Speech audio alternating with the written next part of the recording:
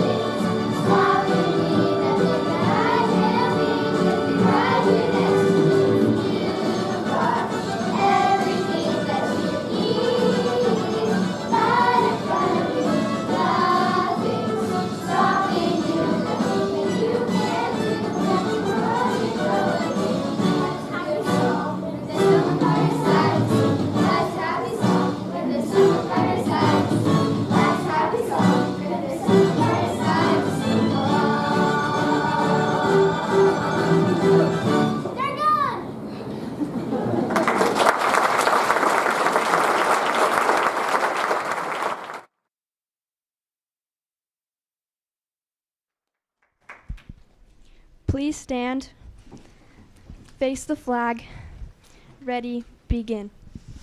I pledge allegiance to the flag of the United States of America and to the republic for which it stands, one nation, under God, indivisible, with liberty and justice for all. Thanks, Ryan, for leading us in that. Thanks again. Let's give them another round of applause. Wonderful job.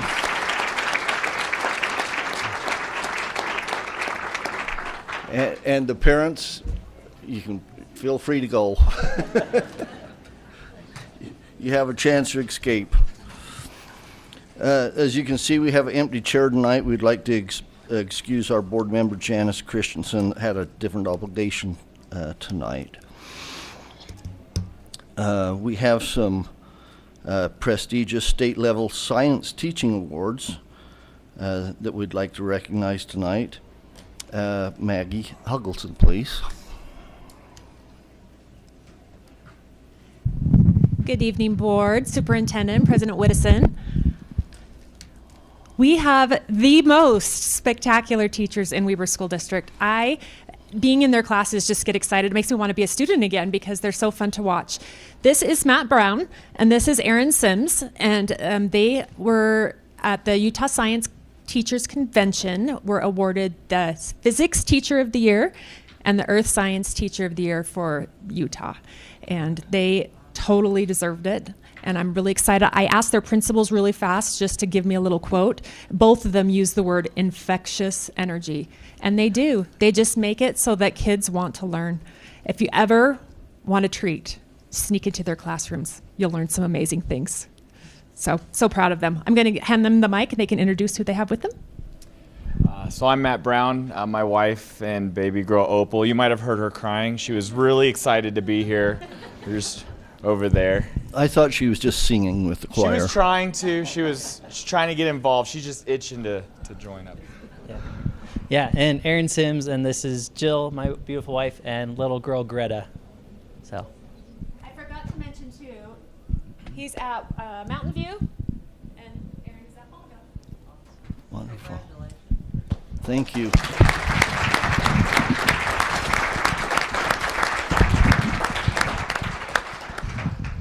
Those are two great recognitions. We appreciate that.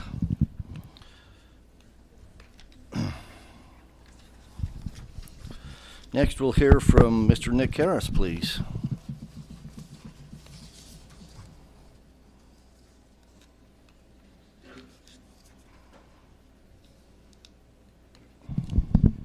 Board, Superintendent Butters, and President Whittison. It's a pleasure for me to be able to introduce today's I Love Education Award recipient, and it's Jen Slater, and she's thrilled to be here. Come on up. And as Jen walks up, I will tell you personally, you know that the librarian can do anything. They're the center of the school, and a good evidence of that is today the conductor of the choir, also a librarian. So they do a ton of stuff. Jen is an amazing educator. I will say this, my wife got a job at Weber High, and Jen didn't know that was my wife at the time. She's an art teacher, and her first day of school, she had a gift on her desk from the ed tech coach / librarian that said, anything you need, come to me and I will help you. And that's the kind of person that Jen Slater is. She is a phenomenal educator and does a ton in her school. I'm so excited. The first thing we're going to do is watch a video, and you get to stand here and watch this with me, and then we'll have her introduce who came with her.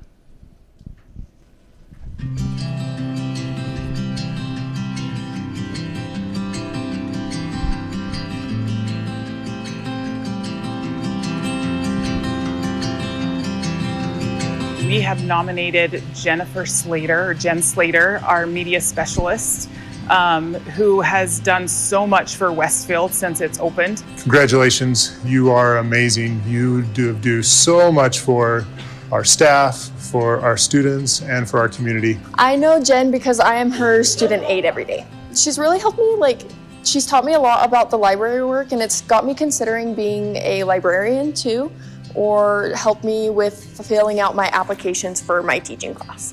Mrs. Slater is my study hall teacher. I just come to the library and I get to work on my homework, and she's always just there with a happy smile and so welcoming.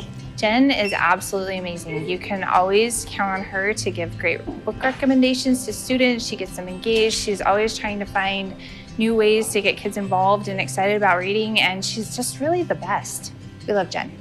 I'm so grateful to have her, all the work she does as she comes in, helping teachers with curriculum, helping teachers with getting kids excited to read, creating the library as a space of where kids want to be all the time. It's awesome. She's great with the students, great with the teachers, but one thing, she goes above and beyond when it comes to our mentoring class that we have. Our students attend mentoring every day, and she helps get that curriculum in place, but she also helps with Sterling Scholars. She makes sure the students are aware of deadlines, what's going on, due dates, sets up the interviews, works with teachers to get them ready to interview the students and select our Sterling Scholars. So Jen is great at all she does, and we're excited to have her here at Westfields as a Longhorn. She's definitely kind of like the central, because she's helped out a lot with mentoring activities, I know. And she's also really good about helping students in the library, and she'll be like, oh, you need something, or she'll always volunteer to help. She's a very well-liked person. Like, everyone knows how happy and like loving she is to everyone. She truly just cares about all the students here and wants to make an impact on our lives. Jen started this new incentive this year, trying to get kids to read. So she got all the English teachers on board to have a reading battle for all the kids. They are supposed to keep track of their reading minutes, and they can add them on the library thing. And then she comes and checks in with them throughout the quarter, and she comes to visit them and praises them for their reading and celebrates all the minutes that they read. And I think it's been a great way to have kids that don't normally spend time in the library be excited about something. They're like, oh yeah, I read, and then they, I don't know, it's acknowledged in a way that is exciting and fun for them. So Jen's done a great job. Congrats, Jen. Thanks for all you do. We love having you here at Westfield. Like I said, we are so excited and lucky to have her here, and don't know what we would do without her. So thanks, Jen, for all you do. Congratulations, Jen. You are my favorite person, and I'm proud of you. Congratulations, Jen. You really deserve this award. Congratulations, Jen. You're the best.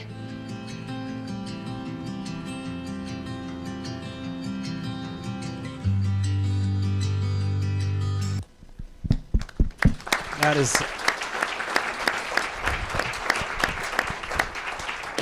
it's so awesome, and it's my privilege to present this month's I Love Education Award to Mrs. Jen Slater from Westfield. And why don't you introduce your family, who came with you? So my amazing husband, Chad, came with me, and my two daughters, Courtney and Josie, and then the most beautiful grandchildren on the planet, Paisley and Charlotte, and then my son is watching on the stream, hopefully, from Arizona. Congrats.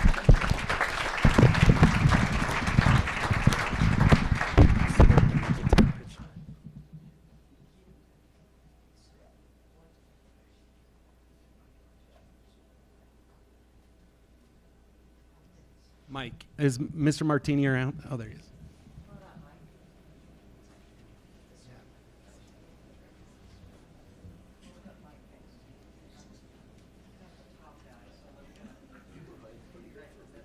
Yeah, I was trying to hide that.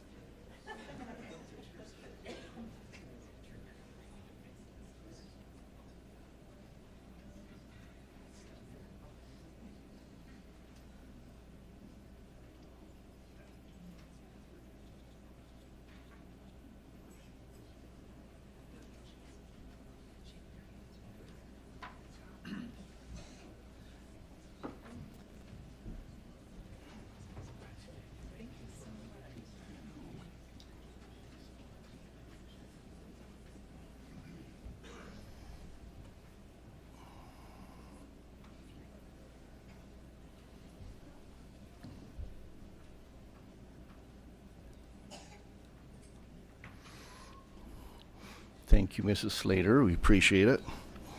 Let's have Jared Abney come up and do a team recognition, please.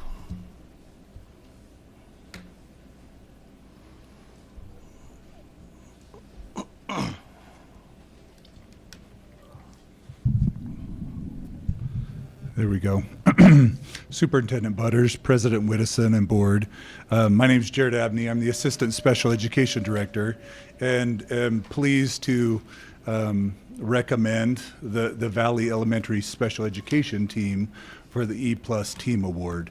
And if they could start coming up, that team consists of Haley Morris, a special education teacher, Joan Morse, the paraprofessional, and there's a relationship there that you'll connect to in a second. Brittany Burcham is also paraprofessional. Joanna Kershaw is a paraprofessional. Kaysen McKay, a paraprofessional. Bailey Johnson, a paraprofessional. And Brinley Johansson, a paraprofessional. It's been a pleasure, actually, over the last year or so in working with this team. There's been, at least personally, I've had some interactions around some challenging behavior. And Haley probably wants to punch me sometimes, but as we've talked about how to support some of those challenges, the team Haley has led out in such an amazing way, encouraging our paras, doing one-on-one supports, going the extra mile at times, really stretching themselves and all that they do. And we're happy to say that even though the behavior's not totally gone, it's improved.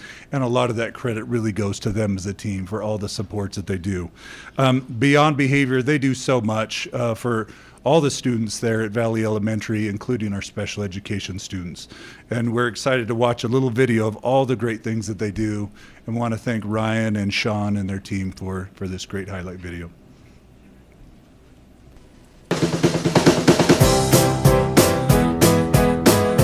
I'm Crystal Deemer, and I'm the principal at Valley Elementary. I decided to nominate Haley and her SPED team because I am in awe of everything they do. They're always so helpful with our kids to hop in there.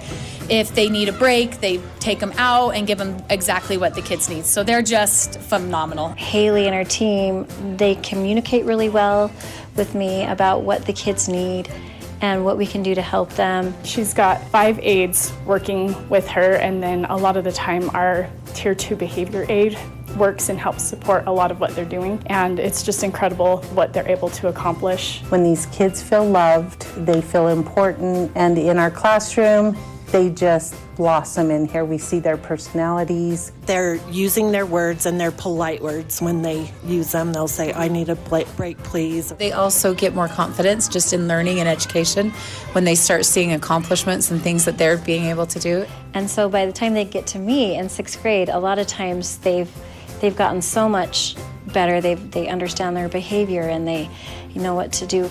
They know when they need to step out of the room, or she's already got accommodations figured out, or things that she knows that already works for them. Haley, even though she's my daughter, she has been amazing.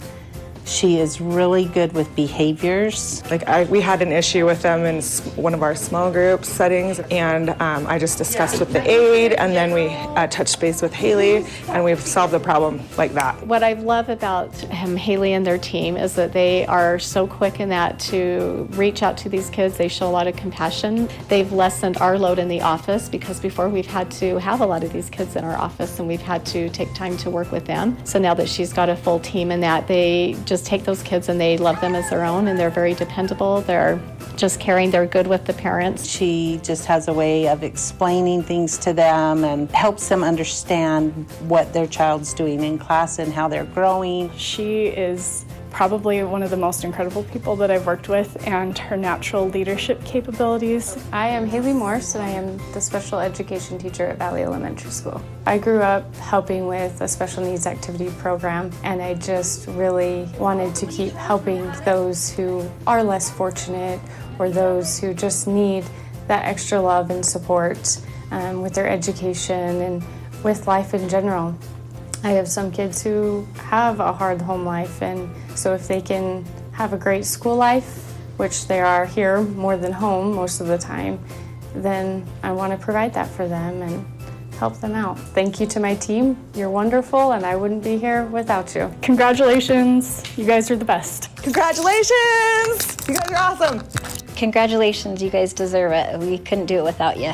Congratulations. We love you guys. You guys are amazing. Congratulations. You guys are amazing. We love you. Thank you for all you do. You totally earned this.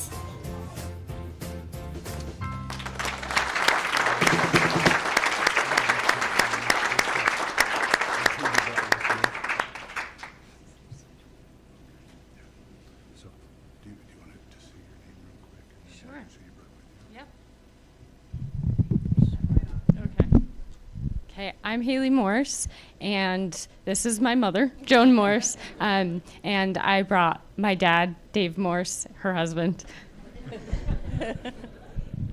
I'm Joan Morse. I'm Joanna Kershaw. I'm Brittany Burcham. I'm Casey McKay.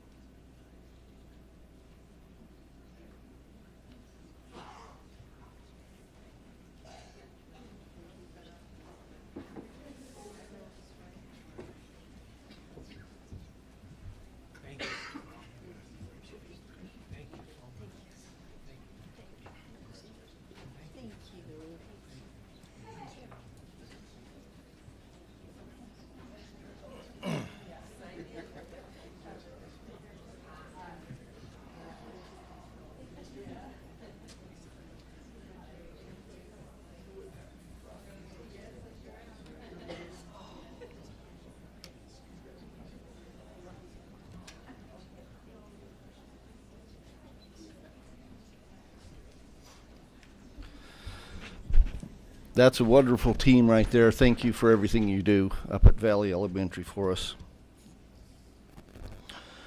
Moving on, we will now have our principal spotlight. Principal Chris Archuleta, please, from T.H. Bell Junior High.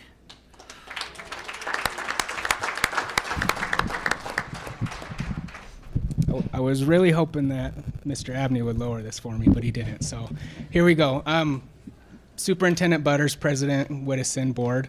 My name is Chris Archuleta. I'm the principal at T.H. Bell Junior High. I'm super excited about this opportunity to show you some of the awesome things that we're doing at T.H. Bell. With me, I've got my wife and T.H. Bell's 2 assistant principals, Mr. Alder, Mr. Dunyan, and my wife, her name is Lindsay. So I'm going to jump right into this. Hopefully this thing works. So to start out, our theme for this year that was handed down to us from our student government was Change Starts With All of Us. And so that's kind of the picture and the little mini journey that I'm going to take you on in the next 7 to 10 minutes that'll kind of summarize what we've done so far this school year. The first thing that I want to do is celebrate some of our students. We've had some awesome things that have happened at T.H. Bell so far this year.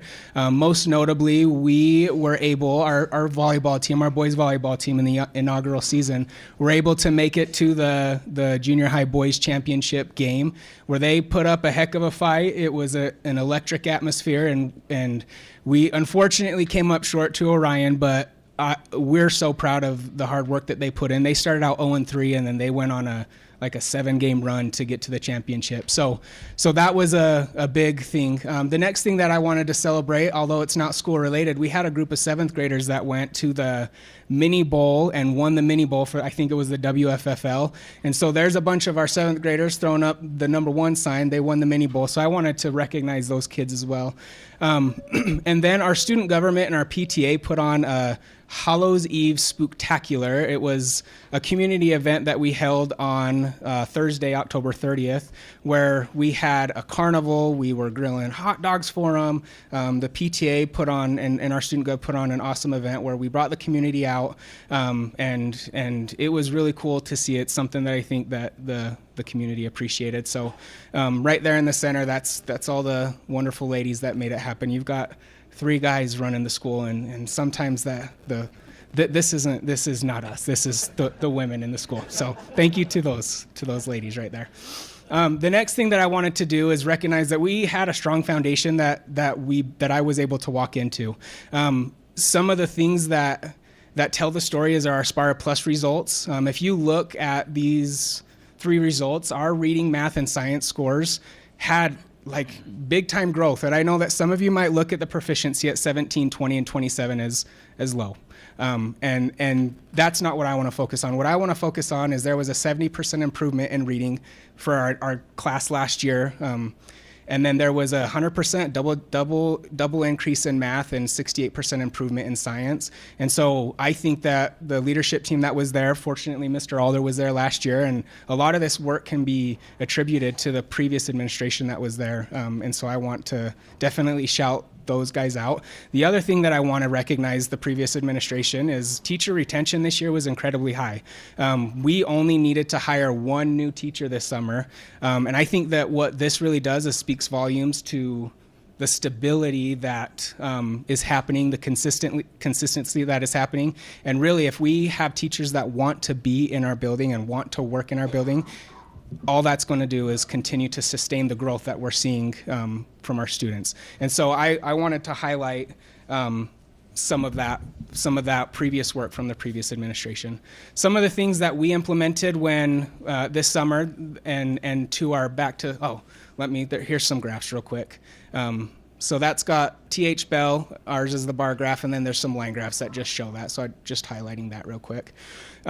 We took a strategic shift in our pre-student arrival PD with our faculty, where we wanted to really focus on connecting before content.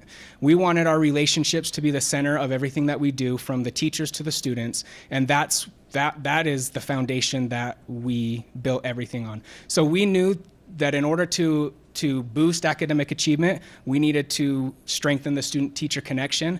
And our PD at the beginning of the year was all about prioritizing relationships with teachers and students. And if there's strong teacher-student relationships, that's going to create a sense of belonging, which will allow students to take risk, academic risk, which hopefully leads to high student achievement. And so some of the things that we did, the why of our focus was we wanted to boost psychological safety. We want to make sure that students feel safe, seen, and supported.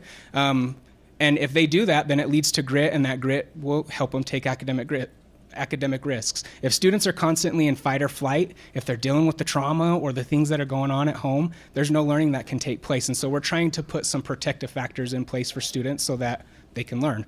The next thing that we did is we invested everything into Tier 1 relationship building skills. We believe that that's going to have the highest return on investment across all demographics in our school. And I think that our community here in Washington Terrace, where this district office is really bought into this. And so we're trying to show kids that they matter, and that's what we're doing there. So the last thing is we want to make sure that the entire staff is on board with this, because if we can create consistency in every classroom where they go to that class and they understand what the expectations are in every classroom, and they know that every teacher has their back, then again, it's going to lead to academic results. And so that's been kind of what we focused on this year.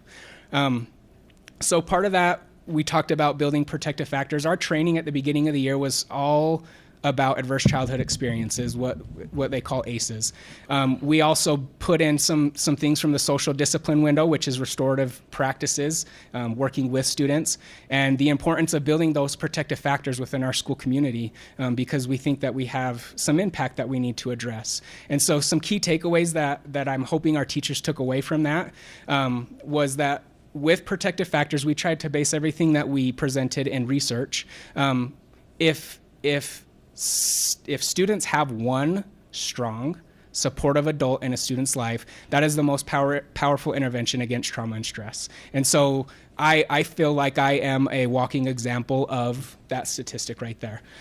When I was a junior high student or a high school student, I had several important adults that took an interest in my life, and I think that is maybe why I'm standing here presenting to the board tonight.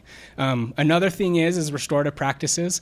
If we shift from punitive transactional interactions with students and focus more on teaching and repairing relationships within the school community, I think that that's going to have the most bang for our buck. And we saw that with Mr. Lake and at Roy Jr. for a couple of years while we were there.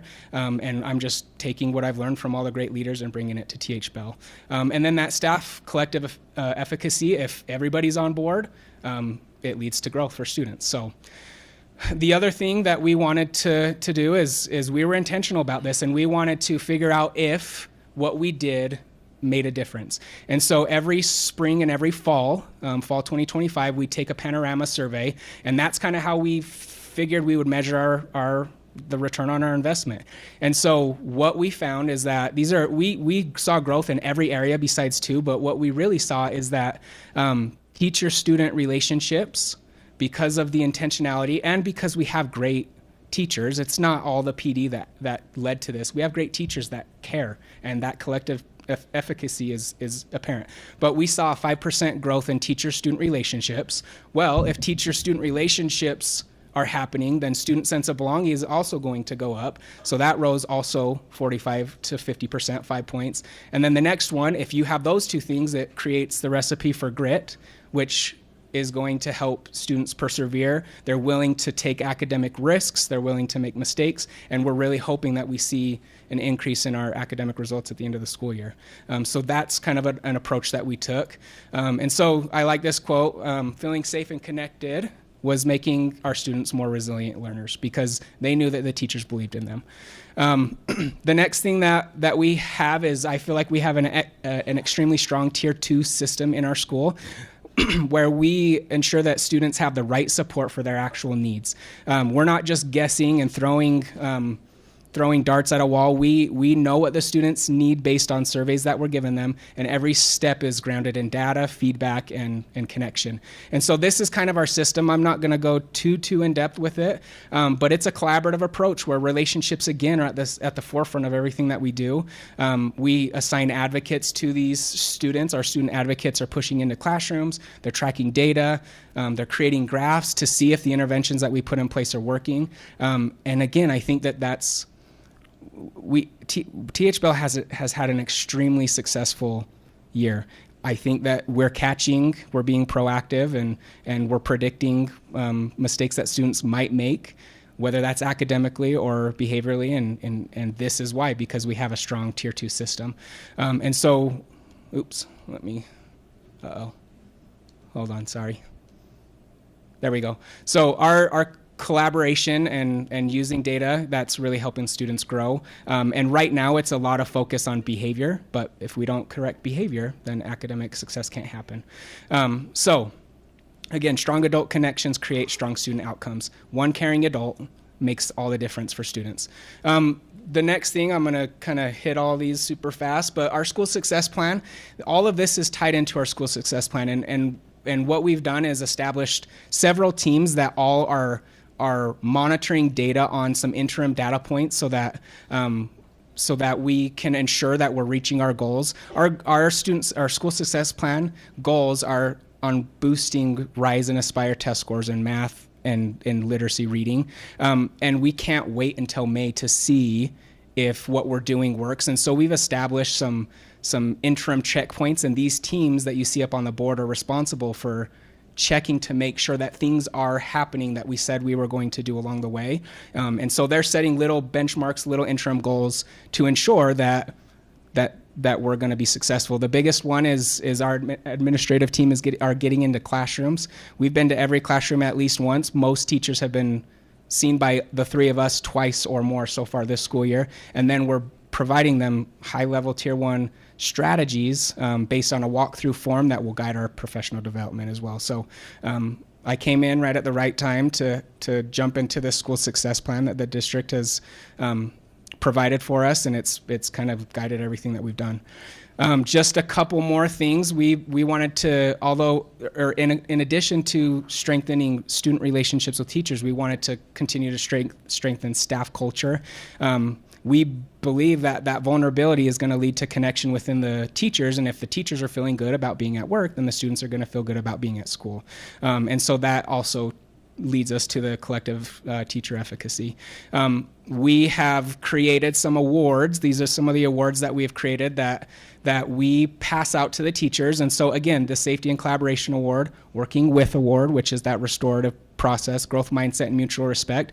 These are awards that teachers are getting, and then teachers are passing the awards to other teachers. So every month at our faculty meeting, the teachers will get up and they'll give really heartfelt messages to another teacher in the building, which usually ends in a hug and sometimes tears, because they're talking about their colleagues and they love being at work. And so these are some descriptions of what these awards are for. So these are our September award winners.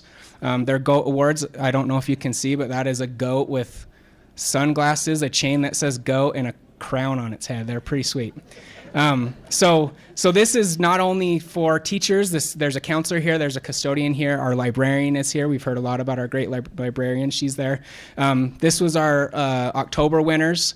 And then we passed them today, but I did not get a picture. But this is how we're trying to continue to build staff culture.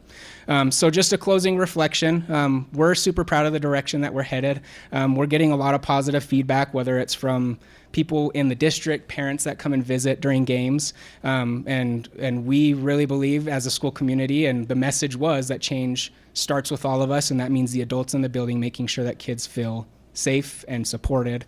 And so I think our staff has really embraced this, and I think we're making TH Bell a place where both students and teachers thrive. So I want to just leave you with this quote by Rita Pearson. It says, "Every child deserves a champion, adult who understands the power of connection and insists that they become the best they possibly can be." If you've never watched her speak or her speeches, I encourage you to do so. She's super moving. So thanks for the opportunity to share our story and all the hard work we're putting in at TH Bell.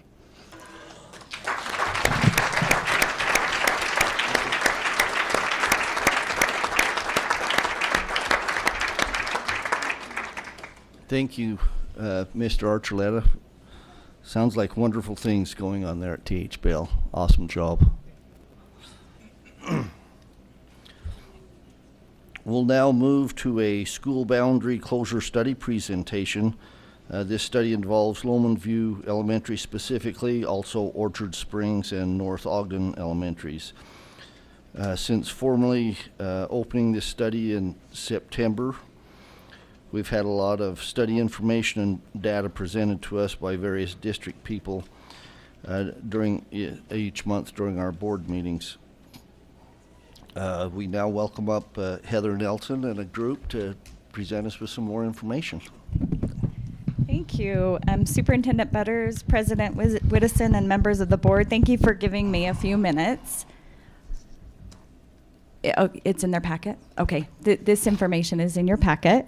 Thank you for giving me a few minutes this evening to share some additional information for your review as part of the school closure and boundary study. Before we begin, I would like to take a moment to review why Lowman View was selected to be part of this study. First, Lowman View is an older, aging building built in 1959 with ongoing maintenance challenges and costs. Second, Orchard Springs, a newer, modern facility nearby, is currently operating at half capacity. And third, there is a stagnant or declining student enrollment at Lowman View and neighboring schools. Our goal is to provide the board with relevant information to support an informed decision regarding the closure study. As noted earlier, we will also be examining other school communities for the reasons previously provided. Because this evening's presentation will be a joint effort involving several presenters, I'd like to begin by providing an overview of the topics that will be covered and the individuals responsible for each portion.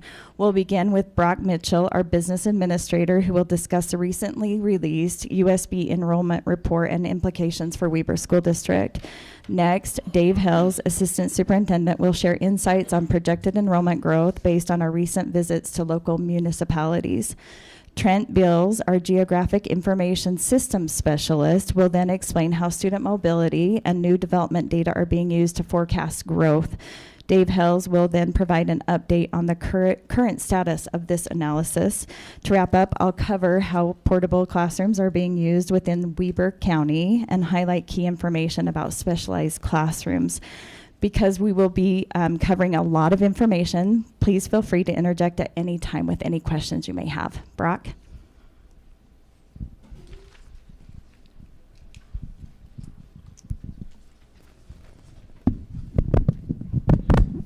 All right, board, I wanted to take just a few minutes to share some updates on the recent USBE enrollment outcomes. So each year we have to send our official counts as of October 1st to the USBE. What those October 1st counts do is it gives us a kind of a snapshot on a specific day of what our enrollment is. As you may know, funding in Utah is based on average daily membership. It's not funded off of this number, but it gives us an idea of which way we're trending as a district overall. So I put this chart together. This is Weber School District as a whole. So this is the cumulative effects of our enrollment from October 1st of 2024 to October 1st of 2025. So you can see the numbers at the bottoms of those charts. So at 24, we were at 32,287 students.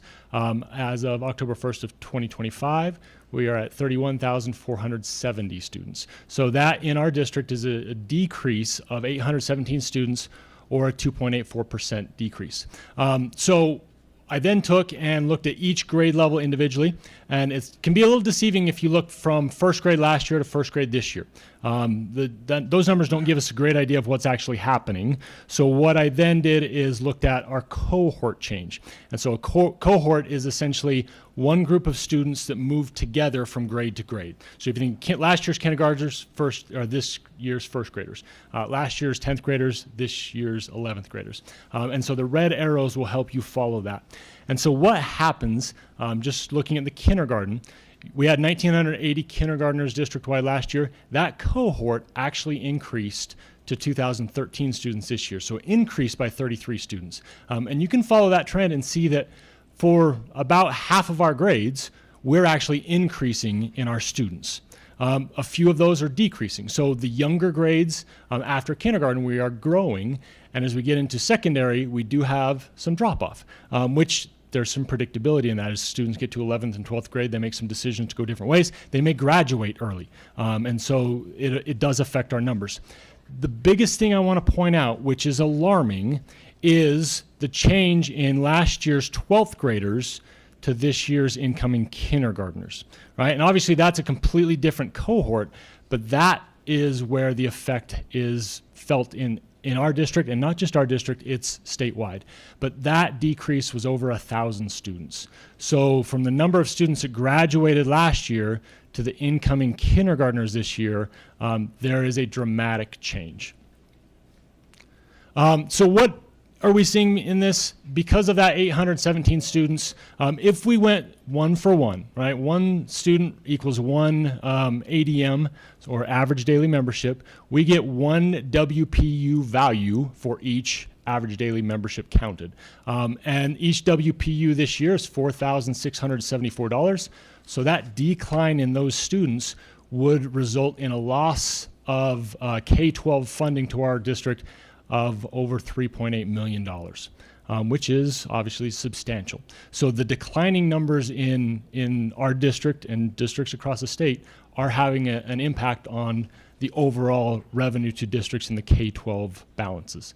And we've talked before about how those things are calculated, but it then does affect CTE numbers and special education numbers, so it compounds on top of each other. But this is just a head count there. There was a recently released USBE news release that talked statewide. Student enrollment across the state is decreased for the 3rd straight year. Statewide, that decreases 1.7%. And go back again, ours is at 2.84%, so we're above that state amount. But 14 of the 15 largest districts did show a decline, with 3 districts topping out at 4.5%. Do you know which districts those 3? So that's Salt Lake, Granite, and Washington. Those 3 are at 4.5. The only 14 of the 15 largest decline, the only one that increased was Tooele. They had a slight increase. Statewide, students with disabilities, EL learners both rose slightly. Economically disadvantaged decreased. In our district, students with disabilities remained essentially stable. There was just 1 to 2 student change, and we have our official counts for that actually December 1st. We don't have the final numbers there. English learners did decrease by 10%. Economically disadvantaged decreased by 17%. Some of those are based on free and reduced lunch applications, so there's some different factors that go into that. But we're seeing the same thing across the state. So what does this mean for our study?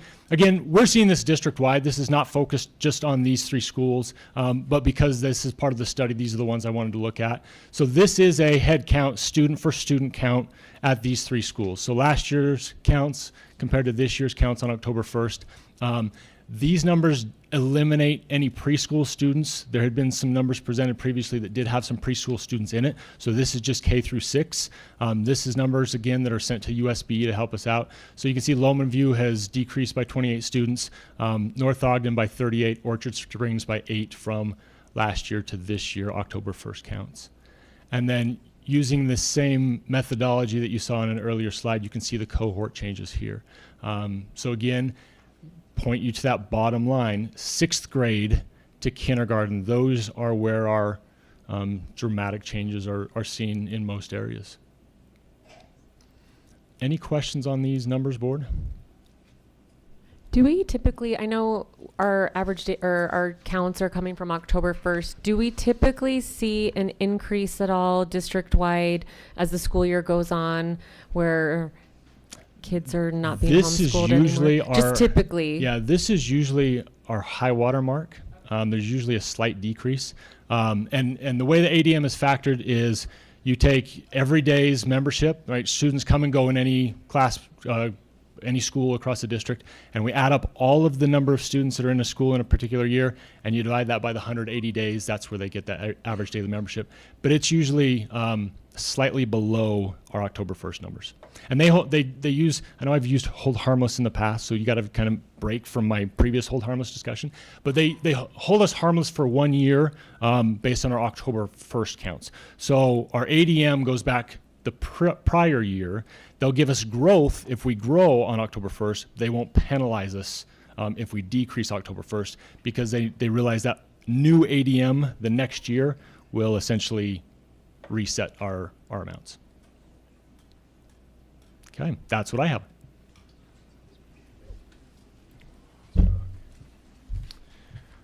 Board, knowing that Utah has people coming and going and that there's growth in every area, we made some visits to some municipalities, namely North Ogden City and Pleasant View City. We went with the superintendency, with our elementary director and assistant director, and with a couple of board members, Board Member Larson, Board Member Christensen. We were welcomed on both fronts. It was a pretty good experience, actually. They were all too willing to give us information about expectations in terms of development in their municipality over the next little while. If you look at the right-hand side, you've got by school some of the different developments that are planned in those municipalities, and it's kind of a super helpful element to us as we look ahead and try to do projections that they tell you what kind of a development it is. Multifamily, single family, apartments, townhomes. And Trent will get into that in just a minute, but there's a student yield factor that goes with each one of those different kinds of developments. And then, of course, there's always phasing. They don't build them all at once simultaneously, so they come online a little bit at a time. You can see North Ogden right there. I do want to draw your attention down to the lower left-hand side. North Ogden gave us the map, and we did have a little bit of an old boundary right there. The 11, 12, 8, and 9 down in the lower left, those actually belong to Pioneer, so they're not in the Green Acres boundary. Yeah, right there, Kelly. So we just wanted to point that out to you. But we also were pretty grateful to them because they not only told us what size they're planning for each of those developments, but they also showed us where they were and then by school, how they would affect. So that is the projected growth for North Ogden that's on their Planning Commission's document. Kelly? So just as a point of question, and I don't remember this, maybe you remember this, but the difference between multifamily and then apartments and townhomes, like what's the difference between a multifamily dwelling? So I think that's because they're going to mix them. They're going to have different like a kinds, mix of single-family developments. apartments, Okay. townhomes. So Okay, you'll that have makes- different kinds all mixed together in that development. Okay. And then I just wanted, as a point for the other board members who weren't there at that meeting, on number 4, where the Marriott lands, that big, huge spot on the top of North Ogden, they had said back, the city manager or her planner, I can't remember his name, they made the point that back in 2020, they thought their projection was that that land would be built out in like 10 years. And their current projection based on the slowing of building is that they're looking more like 25 years, 30 years maybe to have that whole number 4. So I think they said 5 years ago, we thought, oh yeah, we're going to be built out in what I'm saying this right? Yeah, like built out in 10 years. And now their projection is that they think that will take quite a bit longer. Kelly, I appreciate that information because as you'll see, we're going to give you some more data here in just a little while that will kind of help you to see some historical, some current, and then now some projected numbers that go with that idea right there. Exactly. Dave, Bruce, please. From what I understand, that number 4 area is designed for single-family homes, right? Yes. So yes, right up here on the Marriott, It was can you see right there, 700 single-family homes, and I suppose that doesn't mean that at any time a municipality might not decide to change in their phased approaches, but that's what it's slotted at right now, Bruce. Yeah, thank you. So I'm gonna, if it's all right, I'm gonna click the button. I'll show you the Pleasant View look. Are you okay, President, if I go on to the next one? So your projected growth in Pleasant View looks like this. They had taken a Google map for us and then highlighted their projected growth as well. Note that the Pleasant View has mostly single-family homes that are planned, with the number 7 exception with 137 townhomes. The number of units is based on the concept plans that are presented to the city, and I appreciate what I just said a second ago. The city was telling us that could change based on moving forward. There are 250 proposed units between all of those with the townhome single family. But even when, as I read that, though, I can see that that must be coming up sooner than later, because there's far more than that projected across time over the next 5 years. I think the other thing too on number 2, I think that one was like a 10 to 15 year, or either number 1 or number 2 was more of a 10 to 15 year plan. Yeah. Also, number 2 was a mix of patio homes and townhomes, because that's Pleasant View's response to the new legislation for affordable housing. And what I appreciate about that comment, in just a second when we show you some actual historical, current, and future data, the difficulty that the district will have in the longevity projection, based on the fact, to what you just said, Kelly, that they won't all build simultaneously. They'll phase in here and there, and so that it's about to explain it, but the student yield factor that will come from those will be drawn across time as well. So. And Yeah. I also wouldn't be surprised if number 2 in Pleasant View gets some community pushback that makes it take even longer. That's Gotcha. just my. And that's right at the top of the Yeah. screen in the red. So, board, there's a little bit of a two-part here. I'm gonna hand the microphone to Trent for just a minute, and he'll kind of explain some of the way that the calculations are determined for the projections. Is that okay? Trent? Thank you, board. So, just the process that I'm going to do these projections is I start out with a straight pass-through of current students, right, from first to second grade to third grade, and move on. And then I use mobility data, which I'm going to explain what that is, and then the new development as well, right? And we need all of those data points involved to get accurate data, right? So one of the data points that is really important is the birth rates, right? Because we know they've all declined. And so this is one of the factors. So we know that the kids born in 2020 are in kindergarten this year, right? So the base year is going to be 2020, right? So just to give you an example, right? In 2010, right? Those kids were born in 2005, right? So I kind of have an idea how many kids we're going to get in kindergarten then. So to get 2011, I'm going to compare 2006 to 2005. And I'm going to either get a percentage higher or lower, and that's what I'm going to add in. And then subsequent years, I'm going to do the same thing, right? On and on and on. Okay, so the birth rates that I pulled from the state, from the health department, and I didn't want to pull the entire county. Right, I wanted a smaller area to make it more accurate. And so this area right here that you can see, right here, the state calls this Weber County East, right? So that's the Weber County East area that they have data for, and it goes all the way from the valley all the way over to I-89. Okay? And you can see some of the other ones, Ben Lomond, and you have Hooper Roy, South Ogden. But this is the one I focused on right here because this includes all the schools we're looking at. Okay, so this is the birth rates, right, from the state. You can see the year, and the percentages, and how many the actual count is. So in 2020, there was actually 458 births, okay, in that area. And then as it goes down 21, 22, you can see the differences. And then I calculated the percentages. And you will notice in 2024 there was an uptick, a small uptick, so it's a little higher. So if we look at it on average, we are losing 2.24% in kindergartner every year in this area.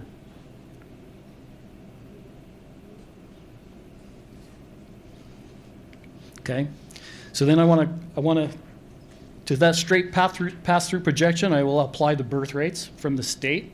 Right, and that'll change the projection a little bit. And then I also use mobility factors, right?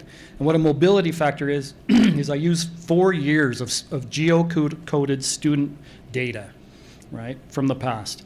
And geocoded just means to put a pin on the map so we know where they live.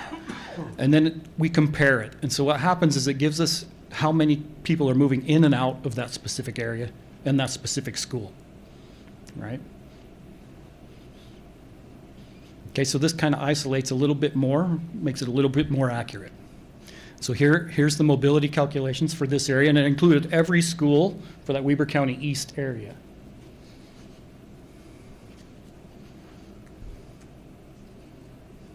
So explain what the numbers mean, Trent. They're a percentage. A percentage. A percentage. So Okay, a explain one. it. Yeah, sorry. A one is 100%. So if you have 10 kids and you have a 1, that means all 10 kids move forward. So if you have 0.99, that means you've lost 0.01%. These should be very close to 1, very close to 1. So if 1 is really off, really far, like in the 70s or 80%, either high or low, then something's wrong with the data. That would mean the data is skewed. Okay? Is this, so what's, sorry. Where it says grade 1, right? Yeah, so G1, that's grade 1, current, grade 2. is that, so what's that based off of? This year's incoming or in the future? This is based off all 4 years of student data. That you looked at? Okay. Correct. 4 years. Right? So based off that 4 years, what you're projecting will happen as the years go on? Correct. Okay. It changes it to see how many students are leaving that area or moving in.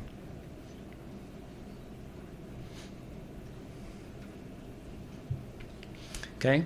I want to talk about a little student yield factors, and this is tightly tied in with the new development data, right, that we have. So what happens is when we get a new development and I get the phasing data, I can say, hey, there's 100 units here and it's a single family home, right? It'll compare it to the assessor's file, what type of data it is with all of the students, and it'll actually give a student yield factor. So we'll know how many students we get from single family homes and from multifamily, from apartments, from different types of housing, right? In order to get the student here, it's just an average, this is an example, right? So if we have 50 students and we know it's in 100 units of multifamily housing, the student yield factor would be 50% or 0.5.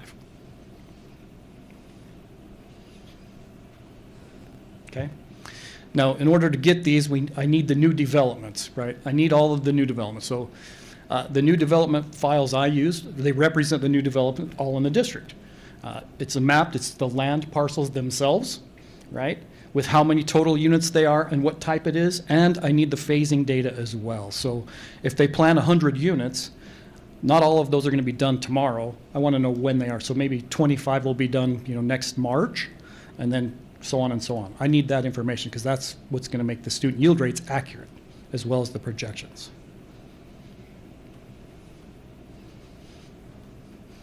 Okay. There are some things that I do exclude, right? If it's senior living, 55 and a plus, I don't usually use those in a projection because we don't usually will get any students from there. And then if we have 1 or 2 very small projects, 10 or less, I probably won't use them. But if we have more than that, say there's 10 or 15 or 20 projects that are 10 or less, then I will include all of them because that aggregated, they will be significant, right? And I need to update these annually, so I'm going to keep doing that annually so that we can have good ideas moving forward what our projected rates are going to be. Right. So I'm going to give this back to Dave. I have run some projections, right? And so these are only with birth rates and the mobility with the current data, like the 4 years of current student data. They don't include any new development yet. I do have a lot of that information, and I'm working on building that file so I can add those in with the new development to give a better understanding. Okay?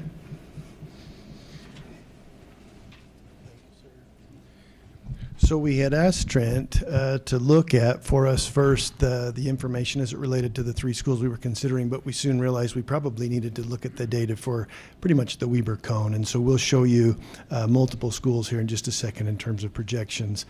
But this is important. The following projections incorporate 3 elements: birth rates, the student mobility that Trent talked about, and the resident student population that go from year to year. Kind of like when Brock was showing you those cohorts, the ones who stay with and live in their homes over years. Yeah, Bruce. Student yield factors and new development information, as Trent just said, will be incorporated as it becomes available. So what you're going to see now are some informational pieces that have historical, current, and projected data.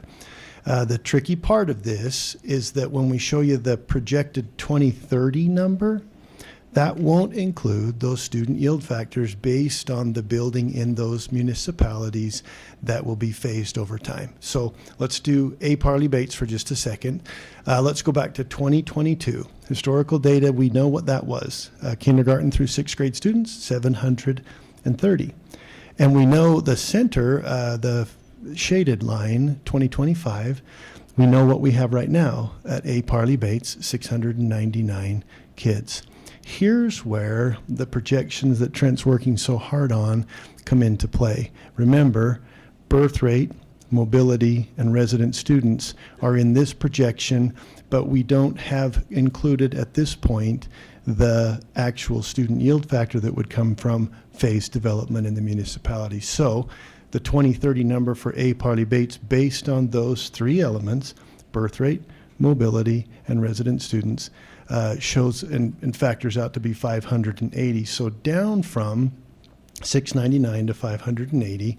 And you'll note, board, if you will, too, up at the top of each of those final columns, the school capacity is listed there as well, just for your reference. So that's A. Parley Bates. Next up, Green Acres.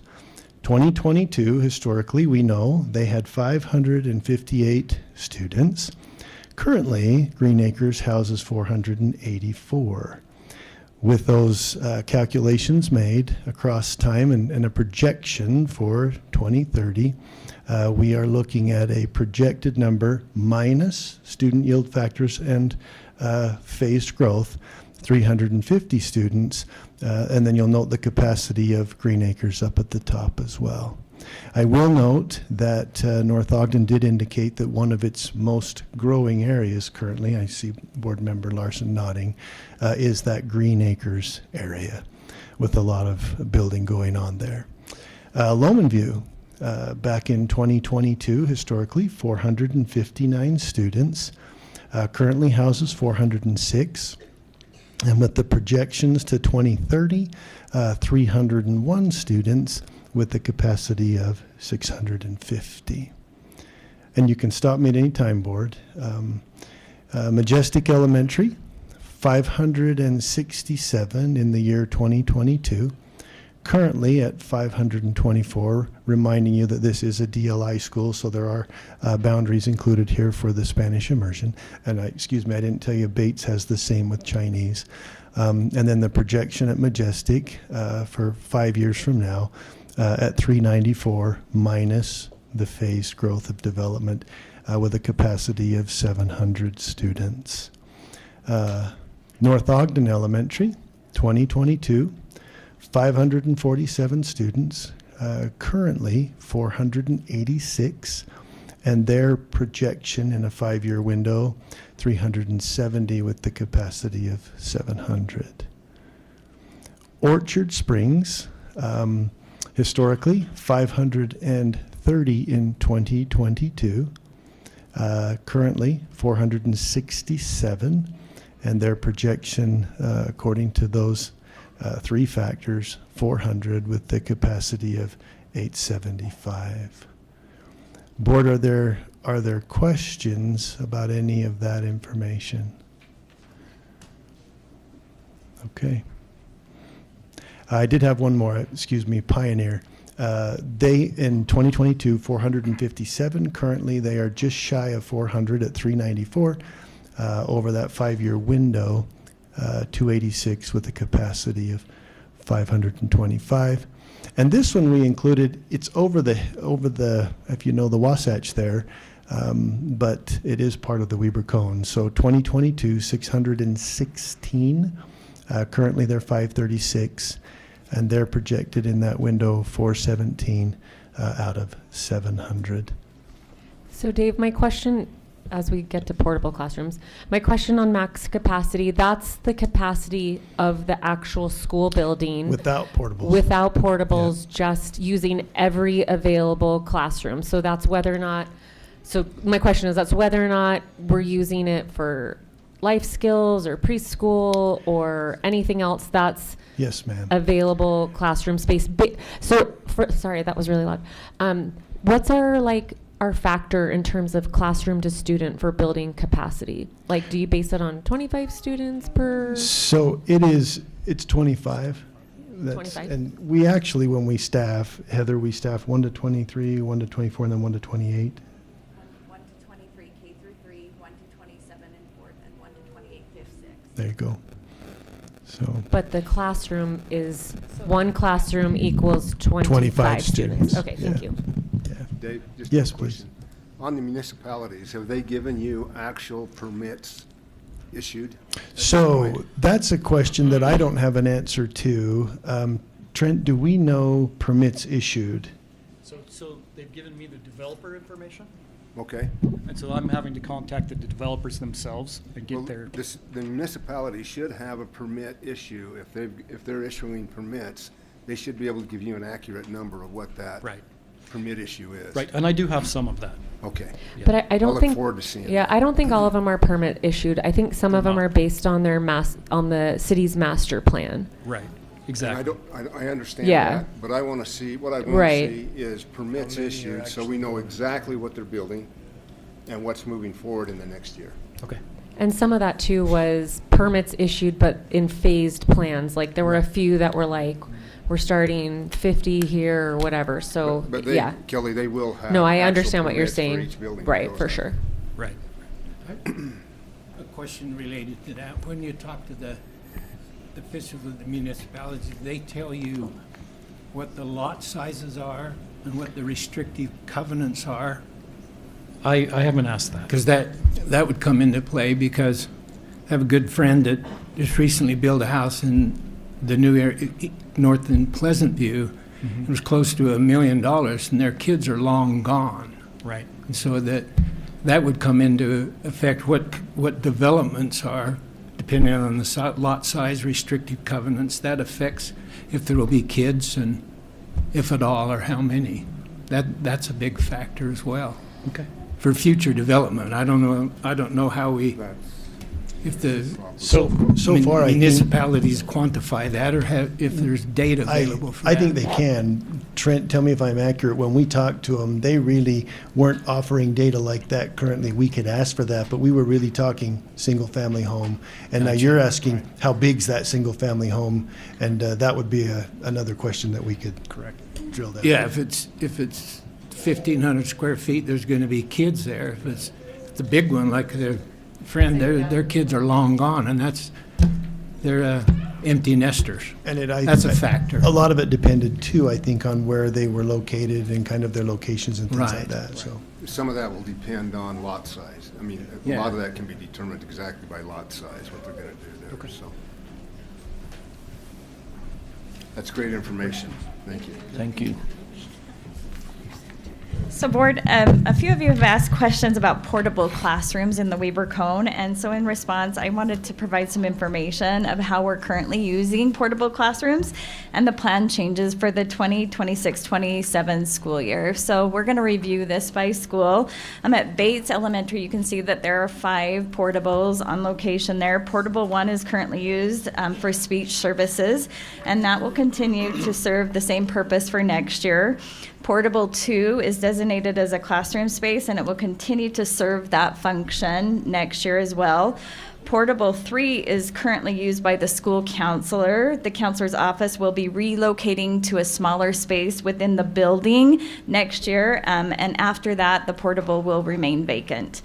Portable 4 is currently used for a PLC computer rotation because we're one-to-one now. Beginning next year, those rotations will occur within the classroom, and that portable will also be vacant.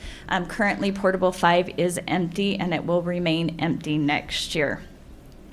When looking at what we have for portable information at Majestic, all 4 portables at Majestic are currently used as classrooms for convenience to the school, because we do have empty space in the main building.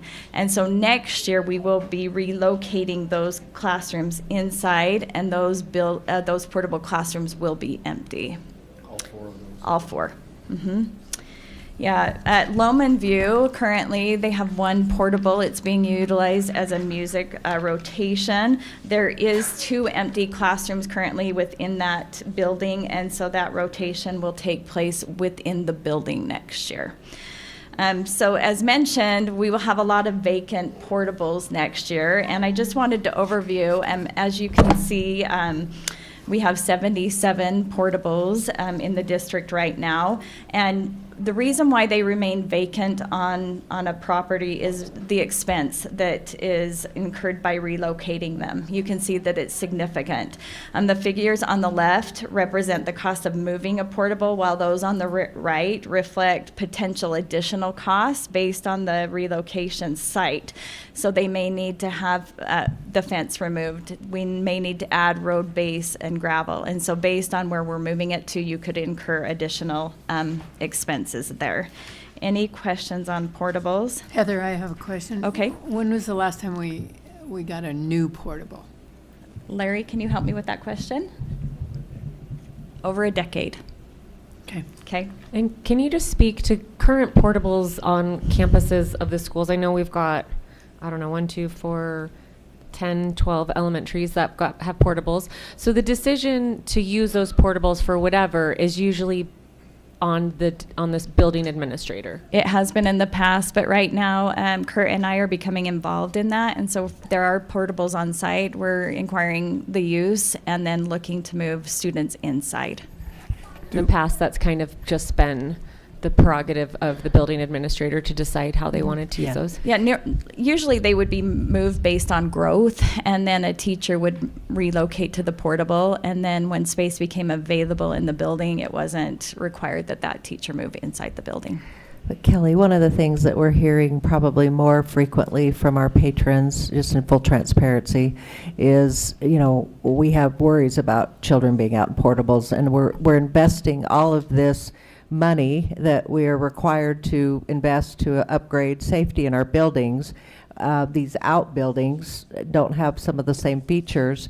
So we are really, I believe, philosophically aligned to the fact that we should have students in our buildings, in the main building where we have audio enhancement, we have panic alert, we have ability to supervise more closely, and that is a driving factor right now into trying to get kids back in the building. So question, I know Orion Junior High and Weber High currently use a few portables. So for those portables, I know this isn't really related, but do those portables have the audio enhancement in those portables? I could have Lane speak to some of those. I know it depends on the school, and it depends on what has been installed in that school. The panic alert system will only work if we have the entire audio enhancement system installed in the school. We have tried in various locations where we've got concerns to install cameras and those types of things around those buildings to try to secure them, but not in all cases. But Orion Junior High, I know they have audio enhancement. So the panic alerts and the audio enhancement work inside the portables? Yeah, yes. I'm hearing yes. Uh-huh. And then also in those schools where we have portables like Orion and Weber, I know there's been some concern about passing period. So those doors unlock during passing period and the students come in and out of, or do they go all the way around to the front of the school? Anyone in the back? Yeah. What was that? Signaling back there, reading his hand language. He says the doors open and allow that access. Yep. Larry, very well done with the hand signals. Thank you, Larry. Do we own or lease these portables? Larry, do we own or lease? Both. Both? Mm-hmm. And we can provide information on that. And if we lease them, do we have to keep them for a certain amount of time, or can we give them back or turn them back in? Larry, do you want to speak to that? Larry promised me he would be here for me tonight. And I've got advanced degrees, but I'm having a hard time here. Yeah. Thanks. Yes, when you actually lease one of the portables, it sets up for a duration of time. That it's also a condition what we turn it back in at. But there is a company that actually, if you give them enough forewarning, they will build you one. But we haven't had to do that in quite some time. But that's why we repair ours in case we actually turn them back for a lease, is to make sure it's in a condition to be released. So they're kind of both. Out of the 77, there's both some that we've had built for us and bought, and some that are leased. Thank you. And You're then welcome. My other question, sorry, is for our schools that currently like I said, I know we have a few secondary schools, at least in the Weber Cone, that are using portables. Are those are still subject to HB 84 mandates, like the protective glass and stuff? So we'll have to add that coating to the windows on those portables that are actually used as classrooms? Yes, when that film mandate comes down, and I think it's like 2040, yeah, but there's less glass, yeah, exactly. Yeah. Okay. Any other questions on that? Okay. You've also asked some questions about special classes, and so I wanted just to overview the special classrooms that are currently placed at the schools involved in the study. You can see that Lomond View currently has a preschool. Orchard Springs has a preschool and 2 life skills classrooms, and North Ogden currently does not have any special classrooms. If Lomond View closes, it's important to know that all 3 proposed boundary scenarios provide space to accommodate these classrooms. But I do want to draw your attention to this. The space required for special classes, along with the reallocation of students, occupies all available classrooms at both schools. So all classrooms would be filled. If enrollment trends align with declining enrollment projections, the schools would be able to accommodate growth. This applies to all 3 boundary scenarios that we're looking at with our boundary committee. Any questions on that at all? Okay, we just want to remind those in attendance that there will be a public hearing on November 12th at 6:00 p.m. at Lomond View Elementary School. If you would like to sign up for public comment, that sign-up information is currently found on the WSD website, and so we encourage you to go on and sign up to participate there. Any questions at all? Can I just make one more comment Yes. about the public hearing? So the public hearing will be similar to the public comment and board meeting in terms of time allotted each person to speak. The difference being here we have 8 slots for board meeting, but in the public hearing it's unlimited. So the more people that sign up, the more people we listen to. But also, just as a reminder, both in comment and public hearing, that the board does not answer questions or offer feedback during that public comment or public hearing, but we're all available to have discussions and answer questions before and afterward. Yep. Thank you, Kelly. And just as a note, there's online signups, but in-person signups will occur until 5:55 p.m. that night. And so if you'd like to comment, make sure you arrive prior to that so you can sign up. Okay, thank you. Thanks, Heather, and those that helped her out. That's good information. Moving on the agenda board, we'd like to, you've had the opportunity to review the consent calendar, and I would need a motion to approve the consent calendar. Doug, a second. Wiley, any comments on that? Doug, you got your questions all answered? Yes. Okay, wonderful. All in favor of approving consent calendar, say aye. Aye. Any opposed? Thank you.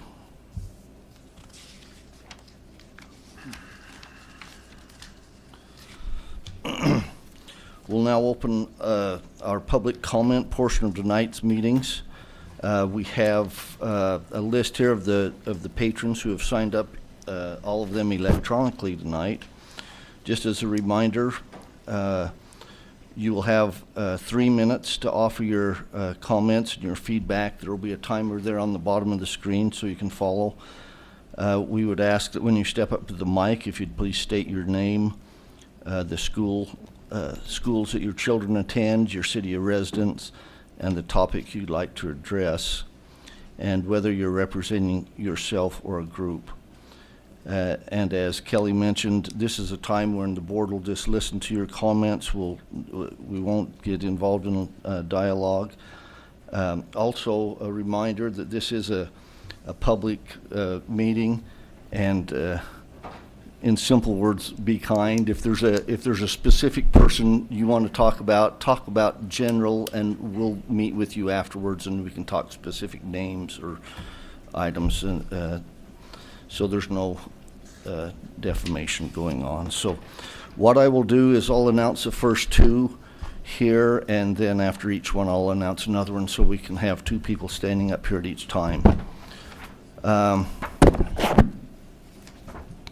Shauna Chavez and Dallin Andrew.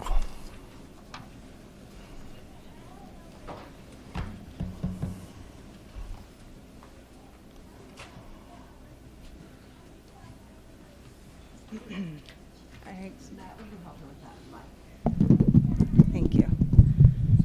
Yeah.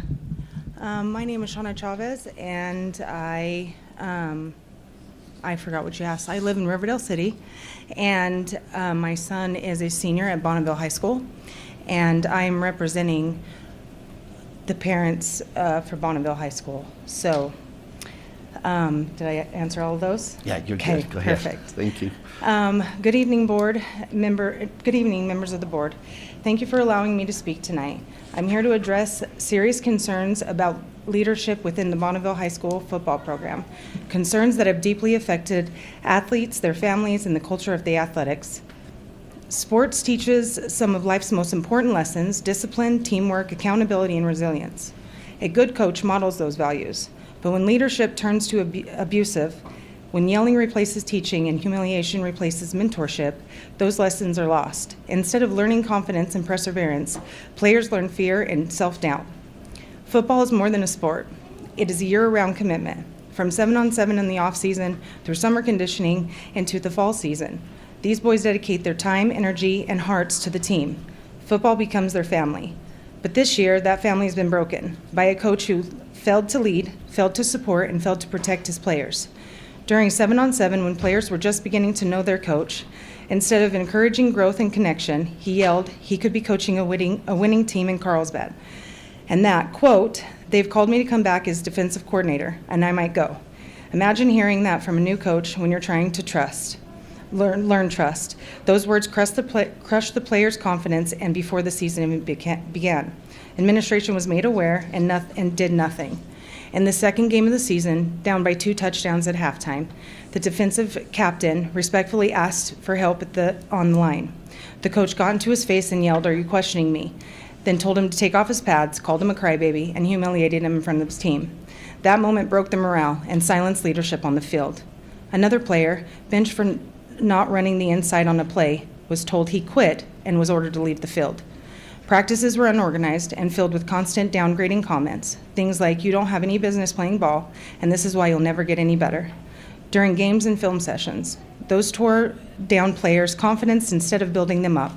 The coach often claimed to have next play mentality, yet repeatedly brought up old mistakes week after week, refusing to let them move on or grow. That's not coaching, that's discouragement.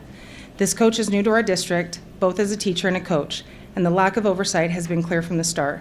When players and parents turned to administration for help, the investigation that followed was incomplete. They spoke only to a select few, leaving most voices unheard. It was inadequate, and nothing changed. Then came senior night, the final game of the season. The coach actually asked for his star wide receiver to be ejected from the game. Something unheard of. A coach requesting for his own player to be thrown out. The huddle film clearly shows the player did nothing wrong, yet officials complied. Thank you, Shauna. Sorry, your time's up.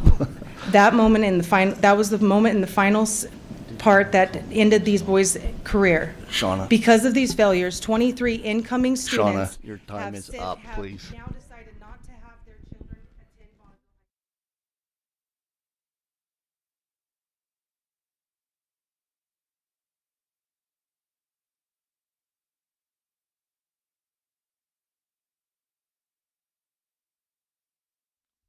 Bonneville. Dallin Andrew, and then Danny Minton. Good evening, board. My name's Dr. Dallin Andrew. I live in Pleasant View. I've got kids at Weber, Ryan Junior High, and Lowman View. and I'm here representing the Pleasant View community to urge the school district to pause, to watch and wait before making an irreversible decision to close Lowman View Elementary. So let's talk about stewardship. As a licensed professional engineer, I understand the need to do the due diligence before making critical decisions. And what we're asking for is to have the school district perform that full due diligence as responsible stewards to see why closing Lowman View would not be a responsible or a data-driven decision. Lowman View's been a long cornerstone of the community, a school that performs in the top 10% statewide, strong academics, thriving STEM programs, and deeply invested families. In a district where 62% of the schools are officially classified as underperforming, Lowman View is one of the few places that is consistently doing things right. And that's exactly the kind of school we should be learning from, not eliminating. And closing one of the few schools that are succeeding is not stewardship, it's self-sabotage. So let's talk about cost. Right now, the district faces a lot of moving parts that you're all familiar with. Rising construction costs, seismic upgrades, bus fleet replacements, and fluctuating enrollment patterns, which the previous chart didn't even include the projected growth for this area, so it wasn't entirely reflective of what's really happening. This is not the time to make hasty decisions. Your own data shows it would cost $10 million to fully upgrade and retrofit Lowman View. Compare that to the Roosevelt Elementary construction bid of $46 million. We can update multiple existing schools for the cost of building new. That's financial prudence, all while keeping the students in a stable, high-performing environment. The responsible way forward is not closure, it's phased modernization and a targeted retrofit bond. Other Utah districts have already shown what this stewardship looks like. Granite passed $238 million bond. Canyons did $283 million bond. Davis, $475 million. Salt Lake City, $730 million last year, focused on preserving existing schools. The most representative and responsible approach is to pause, conduct a comprehensive district-wide study. 2 or 3 deferral would allow time to gather accurate data, enrollment trends, seismic grant, funding opportunities, and impact of boundary adjustments. Deferring closure doesn't mean ignoring the problem. It means being good steward, making decisions with full information instead of reacting under financial pressure. Closing a high-performing school like Lowman View right now would be a short-term reaction with long-term consequences. Let's hold off, gather the facts, do the due diligence, pursue a retrofit bond approach, and keep options open until the data is more clear. Thank you. Thank you.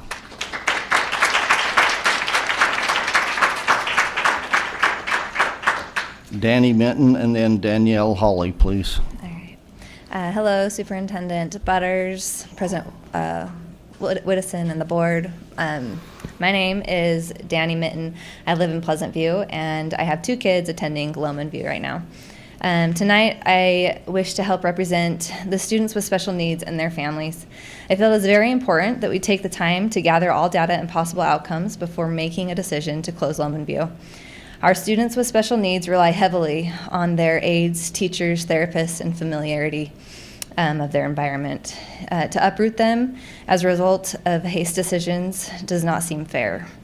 If a decision is made prematurely and we are faced with another situation that requires building a new school or switching boundaries around, again, due to a lack of proper planning, this will have a negative impact on our kids who need routine and familiarity.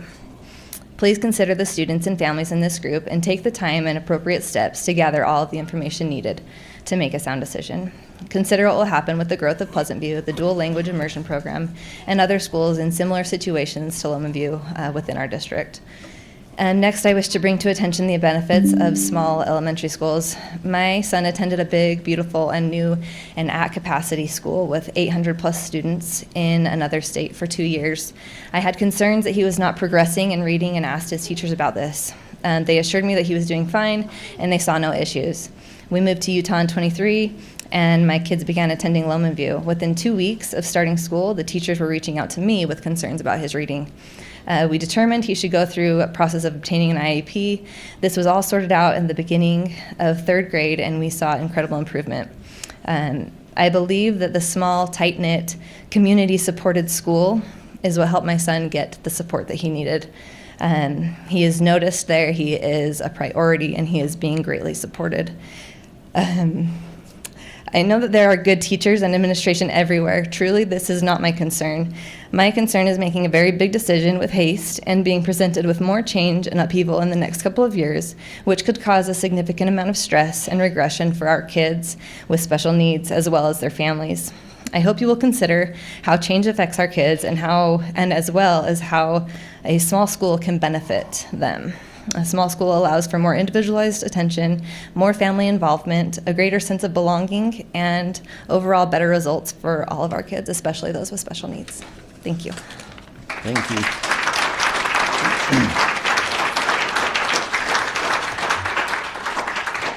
Danielle Hawley and then Mari Rampton. Hi, my name is Danielle Hawley. I'm from Pleasant View, and I'm a mom of 2 boys thriving at Lowman View Elementary. On September 3rd, the Weber School District Board of Education voted to begin a closure study of Lowman View Elementary. Afterwards, a district leader stated that the goal was to show that the district is being good stewards in showing fiscal efficiency and responsibility. However, I believe the financial decisions leading us to this point raise concerns, ultimately putting a top-performing school in jeopardy. Audited financials for fiscal year 2024 reveal that Weber School District is spending $2.8 million more than Davis School District on district administration costs, despite Davis having 44 more schools and 40,000 more students. These district costs are solely for Board of Education services and district executive administration services, not teaching or support staff. Additionally, Weber spends $450 per student on transportation, and Davis spends just $245 per student. This is almost 2 times more than Davis. This disparity is most likely due to Pioneer Elementary, which is outside its own boundary and requires extensive busing. Over the last 5 years, our school district has deferred almost $15 million in community reinvestment activities, with another $5.5 million expected to be deferred in fiscal year 2025 alone. Much of this lost revenue continues into the year 2060. 2060, some of these kids at Loma View will be grandparents by then. Moreover, in January 2025, a report revealed that Utah school districts collectively hold over $2 billion in investment funds. It cited concerns that this figure seems at odds with the long-running narrative that public schools are often, if not always, strapped for money. In 2024, Weber had $114 million in these investment accounts, as well as $39.5 million in corporate bonds. Student success should not be an indicator of sound financial decisions. Lowman View, a top performer, should not be sacrificed for small, short-term financial gains. Studies show that closing a high-performing school does not improve other schools' performance scores. I urge the board to review the second submitted research-backed report detailing alternative solutions created by dedicated parents and community members.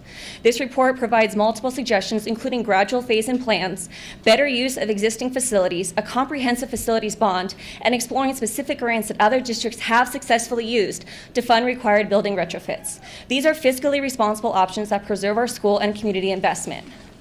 Let's not make rash decisions we will regret in a few years. Let's take the time to review all of the moving pieces, including dual immersion, overcrowded neighboring schools, and our own financial decisions.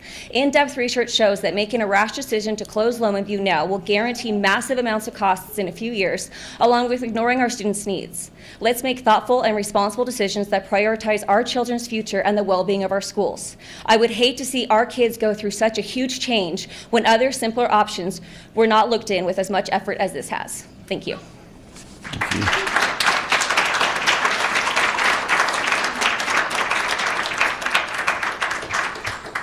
Hello, One second, Mari Rampton and then Justin Rock. Right. Hello, Superintendent Butters and the board. Thank you for your continual service to the students in Weber District. My name is Mary Rampton. I'm a resident of Pleasant View and a former public school elementary teacher. I have 2 children attending Lowman View Elementary, and I am speaking in behalf of the parents of Lowman View. Tonight, I am also urging the board to wait on the proposed closure of Lowman View Elementary. A decision of this magnitude demands more time and consideration. There are simply too many factors currently in motion, such as ongoing housing development and the potential rebuild or closure of Pioneer Elementary that could significantly affect the enrollment numbers for all elementary schools in North Ogden, Harrisville, and Pleasant View. While enrollment at elementary schools in these cities has indeed dipped, it seems sensible to wait and see how these numbers may change with the multitude of factors presently in play, rather than rashly shutting down a school. A larger and more in-depth boundary study, including each elementary school from all of these areas, would be prudent considering the abundance of townhomes, single-family homes, and apartments being built within them.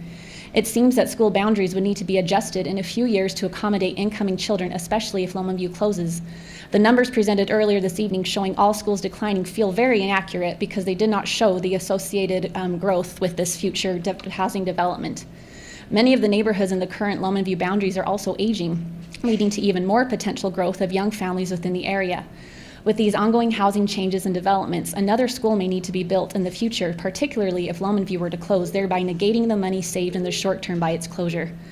The possible closure or rebuild of Pioneer Elementary is another factor that must be considered more carefully. Pioneer Elementary is located outside the entire boundary of students who attend it, requiring all of them to be bused from neighborhoods that are much closer to Majestic or Green Acres elementary schools. Studying a possible closure, rebuild, or boundary adjustment of Pioneer Elementary to reduce transportation costs for the district and allow these children to attend schools within walking distance should be thoughtfully considered. I realize there has been a statewide dip in public education enrollment over the last few years, which leads to tight budget constraints for school districts. But the answer to this issue cannot be to close schools like Lomond View, as this will push more families to explore charter, private, and homeschooling options, thereby exacerbating the trend rather than solving it. The positive culture and community of Lomond View Elementary that has been built over decades is irreplaceable. Book clubs for advanced readers, high teacher retention, weekly math games, science club, choir, running club, robotics, high parental involvement, smaller class sizes, and an inclusive special education program all help make Lomond View a safe and supportive place for every child to learn and grow in their critical early educational years. We all want what is best for each student in Weber District, so I strongly encourage the board to wait because of the many factors currently in play before making a decision that will have a tremendous impact on our community, families, and children. Thank you.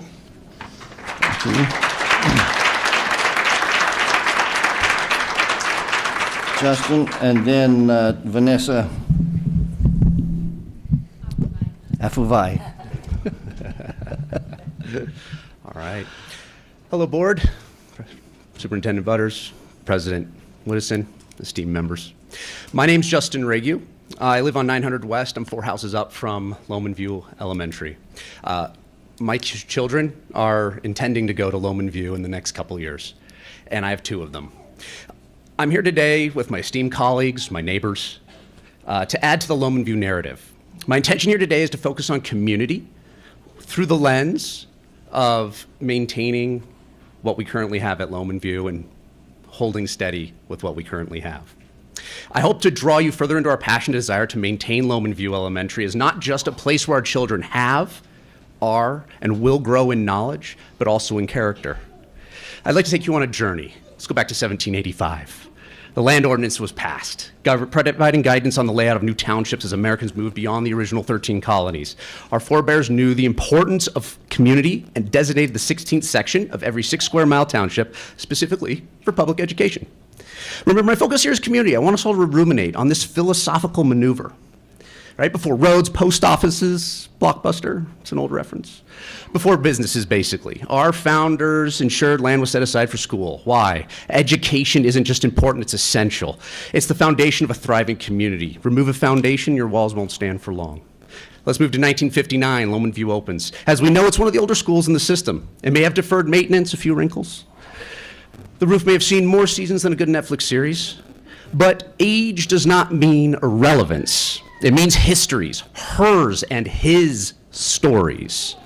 Generations of Lions who've walked those halls, made lifelong friends, learned what being part of a solid community means. People like my wife or the 60-year-old children of the home we just purchased there. Our neighbors who are the grandchildren of those owners that we just purchased and their children. 1 street, 2 homes, 3 generations going through that school as scholars, as Lions. 2025, we are Lions. We're here today. We're a pack that sticks together, ensuring the pride will thrive. A pack that looks at Lomond View not just as a school, but as a gathering place, a safe haven, a launch pad for dreams. A place where teachers know each child's name, parents feel connected, our children come together to be part of the heart of our community. There are challenges, safety and infrastructure needs, updates that need to be made, and those should be addressed, but not at the cost of abandonment. Like us, we move on in years, and sometimes a little care goes a long way. In my final seconds up here, though, I ask you as the leaders in Weber School District that sit before me today and before us to join our pride, honor the visions of those who came before us, look to the future of those who come after, and be part of our Lowman View community to help us continue building a legacy. Thank you. Thank you. Following Vanessa, Kim Garrett will be the last one. My name's Vanessa Afuvai. I have a student at Bonneville High. We live here in the Terrace, and I'm here today representing several parents of Bonneville High School football players and the players themselves who share a serious concern about the current head coach. Regardless of how well he is liked, he is not ready to be a head coach. He's been unable to retain or collaborate with his coaching staff.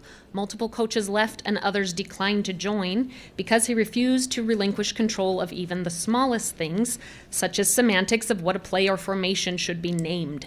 A head coach should value collaboration and be able to adapt to his coordinator's systems. He's not ready to be a head coach. He went on to name himself coordinator of the offense, defense, and special teams, as well as refusing volunteered man hours from the former weightlifting coach so as to retain control there. Each of these roles alone demand time, focus, commitment, and specified expertise pertaining to multiple facets of the game and the players. Taking on all of them is unrealistic, and doing so without delegation proved to us that he is not ready to lead the program. A good head coach uses the collective eyes of his staff to create effective game plans that work with his team's strength. Coach planned alone, ignored staff input, and overloaded players with, for example, as many as 20 defensive plays per week, only to implement 3 of them in actual gameplay. This caused frustration for players and coaches alike. As the season wore on, the weight of wearing too many hats proved to be too much. Coach failed to implement new game plans for new opponents, informing the players that they would be preparing for the next opponent instead of focusing on the current one. One particular scheme stayed in place 4 weeks in a row. That's not progress, that's stagnation. Time management has been a major issue. Coach regularly called last-minute meetings during the students' lunch hour, consistently ended practice up to 45 minutes past the scheduled time, and started practice an hour after school ended. This lack of respect for the student-athletes' time took a toll on their morale and motivation, so much so that several players have expressed an unwillingness to play for him again, including the 4 that we lost to Davis School District yesterday. He's not ready to be a head coach. Principal Murray has said he will keep Coach despite ongoing complaints, a previous investigation, low morale, and the loss of players, many of whom are multi-sport athletes and will affect other sports. Our question is this: why is the administration keeping him, and for how long? How many seasons and players will be sacrificed while he learns on the job and our student athletes lose opportunities to progress? He may someday grow into it, but as of right now, he is not ready to be our head coach.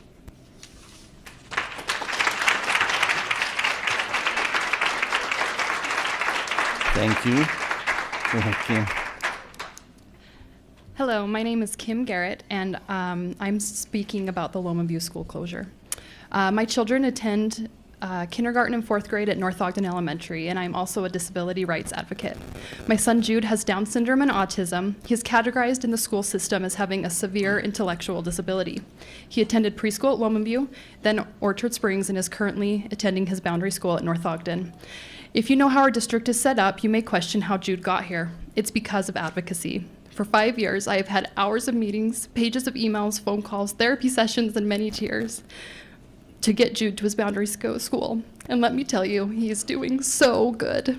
I have never seen him more excited to go to school. We have had more peers show up to our home to play than ever before, and he is progressing on all of his IEP goals. It is beautiful. Now, why do I tell you about this one student? Because my goal is not to have just this amazing outcome for Jude. It's to have it for all students with disabilities in our district. Currently, parents are not truly given a choice of where our special education students attend school. To get a student who doesn't fit perfectly in a gen ed box or life skills box, it takes years of advocacy to get them to where they should be. When I look at this current situation, which is described as low enrollment and empty classrooms at Lowman View and Orchard Springs, I see an asset for Weber School District, an opportunity for them to better serve their students with different learning needs. What is something that has helped Jude the most in this journey? A flexible learning environment. Jude currently does his learning in 3 places: gen ed, resource, and an empty classroom in the 4th grade hall. It has made all the difference. He can make quick transitions during math to do one-on-one learning and come back and work with his peers on his assignments. He gets peer modeling for reading and writing and can still step away to do more hands-on learning. When Jude was younger, we were wrongly told that classroom sizes were too large for him or that teachers were too stressed to have him. There was no place for what I call middle ground kids. Yes, being a middle ground kid doesn't make financial sense, but supporting them is still an important duty of the district.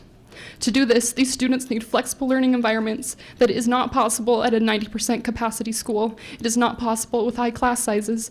The district is finally at a place to truly see how they can better serve these middle ground kids. If you were to step inside of a life skills classroom, you would see a wide range of abilities and needs. These classrooms are important and provide a place of safety for our specialized services that many parents choose for their kids. I'm suggesting that there needs to be more options than just those 2 classrooms, a place to have IEP goals with gen ed peers. I know so many students whose parents have made the difficult decision to leave Weber School District because they weren't getting support or opportunities that they had a right to. By creating environments where schools are too full to provide room for inclusion and creativity and learning, we are doing a disservice to all students. It would be irresponsible for the board to move to close Loma View before looking at all the possibilities and to better serve these students, to provide more choice and options to help all students know and feel they belong in Weber. Thank you.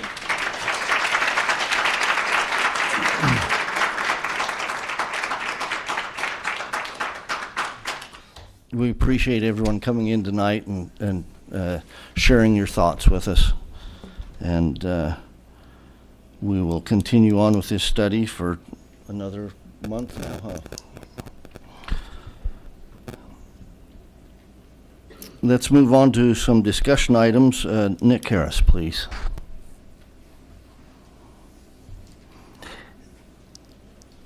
Feel free to leave if you don't want to sit through the rest of the meeting. That's great. Don't feel bad, Nick. Every time I get up. I am Superintendent Butters and President Widdowson of the board. I'm just here to seek for approval of our new AI framework on a second reading. We presented it last board meeting. There since has been no change. There really wasn't much many suggestions for change. I was a little proactive, and I sent our document to the state, to the USBE's AI specialist. He wrote back and said it's a fabulous document. He was really complimentary of the fact that we are approaching working towards a framework from which to introduce AI to our staff. If you'll remember, last time there was a concerned teacher that talked about AI. I went out and met with her personally and spoke with her for a great long time. Some of the stuff that she didn't realize was instead of just handing AI to a student like on their phone, Weber School District, our AI sits within a walled garden, but there's also a layer of Blocksy on top of that measures all the search and can send administrators any kind of search that presents a red flag. There's a layer on top of that. So our AI is more safe than say like just the AI that is on a student's phone. So once we kind of presented that to her, she was very complimentary. Sent me a thank you email, and I plan on circling back and asking for her support and also her feedback when we start rolling it out to the teachers. In addition, the AI framework itself is something that we're really excited to present to the board, really excited to present to teachers. It's timely, it needs to happen. The other thing, we got one email feedback back, and it was someone had run our AI framework through AI to see if it was written by AI. And I did that way before this person, and they both found, and so did I, that it was written by humans. And so we're really excited about that. So I'm just here to ask for approval of the AI framework on a second reading. Any questions about that? Yeah. Yeah, exactly. Nope, it proves I'm not a robot. Mr. Harris, I have a question. Because we're not putting this in policy, it's a framework. Will it have ongoing build? I mean, I look for some strategies as to how to implement this framework. As I passed it by people who work in the AI industry, they said, this is a great framework. How to implement it is going to be the harder piece. Exactly. Yeah. And so we will see that forthcoming. Yeah, exactly. We have training already prepared. The DTL team does. And our training revolves around the AI framework. So it's like the framework is going to be our theory, and we're going to present our 4 big AI tools within the framework. And so next week, I'm training the library technology specialists. The following 2 weeks later, we're training all the ed tech coaches. And then a week after that, I'm training all administrators. And so we will present, we'll have a really strong, empowered group of people within each building that then can then go and roll out our AI for this year.